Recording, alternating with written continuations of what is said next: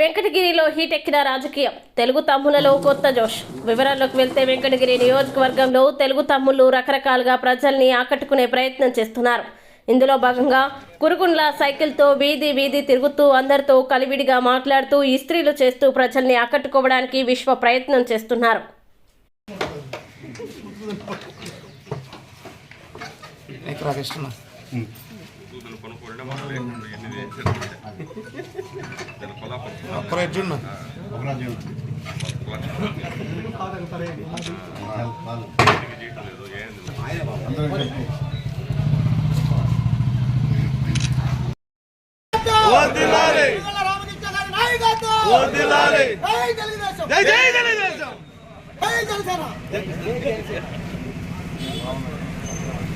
అందరూ కూడా నమస్కారం తెలియజేస్తూ అదేవిధంగా తెలుగుదేశం అదేవిధంగా జనసేన పవన్ కళ్యాణ్ చంద్రబాబు నాయుడు కలయిక పార్టీలకు అందరికీ నమస్కారాలు తెలియజేస్తూ ఈ 17వ వార్డులో గతంలో ఏమైతే చేశామో రోడ్స్ కానీ లైట్లు కానీ అదే కనిపిస్తూ ఉన్నాయి.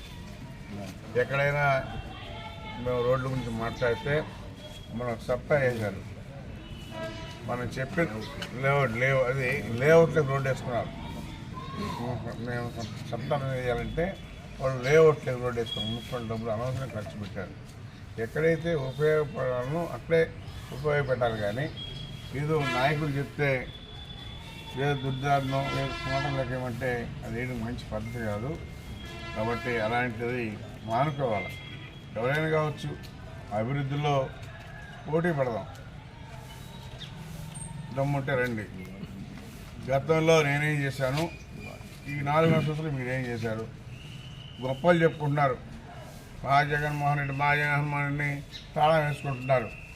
ఏ గడపకు వచ్చినా ఆ ఎమ్మెల్యేలు మొన్న పోటీ చేసినటువంటి ఎమ్మెల్యేలు ఈరోజు గ్రామాల్లో తిరిగే పరిస్థితి లేదు. ఎందుకంటే పోయి ఓటడిగే హక్కు మనకు లేదు.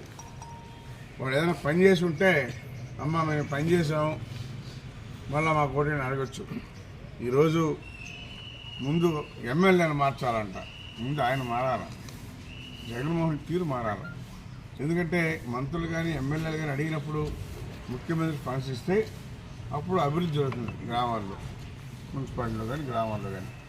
మీ దగ్గర అసలు డెవలప్మెంట్కి మూట ఎప్పగానే మరి ఎమ్మెల్యేని తప్పు చేశారు, 90 మంది 100 మంది మారుస్తారంట.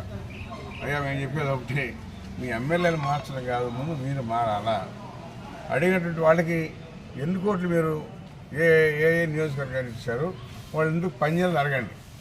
మీరు ఇచ్చుంటే అసలు ఎవరే లేదు, మాట్లాడలేదు, ఒక నిరంకుశ పరిపాలించారు. 4 సంవత్సరం ముఖ్యమంత్రి అయిన తర్వాత కుర్చీలో కూర్చున్న తర్వాత మంత్రులకు కానీ ఎమ్మెల్యేలకు కానీ అపాయింట్మెంట్ లేదు.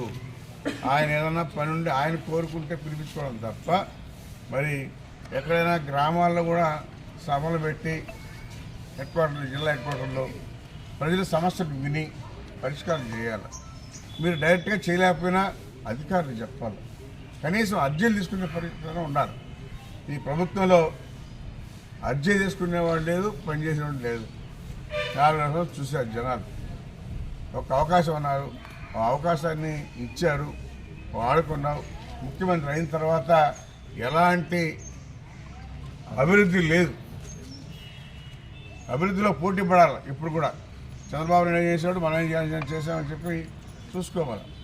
ఈరోజు నీ ప్రభుత్వంలో మీ ఎమ్మెల్యేలు వచ్చి గ్రామాల్లో అమ్మ మాకు ఓటేయండి అని చెప్పి అడిగే హక్కు కూడా లేకుండా పోయింది. అది నువ్వు చేసిన పనే. అదేమంటే ఎమ్మెల్యేలు మార్చాలంటావు. కాబట్టి రేపు ప్రజలే నిర్ణయిస్తారు. తొందరలోనే గుణపాఠం చెప్తారని తెలియజేస్తున్నాం.